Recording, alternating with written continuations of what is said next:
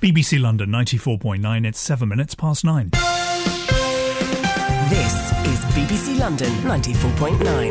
Vanessa Feltz, weekday mornings from 9. The Big Society. Time for a revisit. So soon? Well, it certainly looks like it. This morning, David Cameron once again puts his full might and main behind his beloved Big Society in Big Society 2, the relaunch. Joining us on the programme, Jason Rossum, our reporter, who is at the People's Supermarket with a guest. Good morning, Vanessa. The reason why I'm here at the People's Supermarket is the Prime Minister just left here a few minutes ago. Now, Michael Pountney, he was outside the People's Supermarket. He's a member of the supermarket, but he met the Prime Minister because... For what reason, Michael? Just tell us.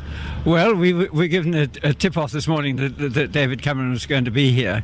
And what we're confronted with in this area, the cuts that are affecting us immediately, are to an old people's centre just around the corner, which is scheduled to close because Camden is making cuts on July the 1st, and it'll be something which is invaluable to the lives of local people here, gone. You asked the Prime Minister to sign your petition, didn't you? What did he say? Yes, I asked him. I think he thought I was the person running the supermarket, but I asked him if he had signed it, and he said he was terribly sorry he couldn't sign things without having read them first. Thank you very much, Michael. Also, I've got here Sue Schickel. She runs that centre that's being closed. It's the Millman Street Resource Centre, and you can speak to her as well, Vanessa. Sue, it's ironic, isn't it, that just here David Cameron comes to check out the Big Society in action, and literally just round the corner, what's happening to your centre? We're a centre for older people that's been running for 30 years in this community, run by a board of trustees who are all volunteers. I'm paid and the staff are paid from a contract from Camden Council. Camden informed us in January that they're stopping the funding for the service from the 1st of July, along with some other age concerns in different organisations in the borough. So 4 centres are going to be shut for older people, run by voluntary organisations and lots of other bodies. We also run a Good Neighbour scheme, which is a befriending scheme using volunteers, which will be cut next March. I'm sure Vanessa wants to know what you think of the Big Society. Of course I do. Sue, morning to you. Hello.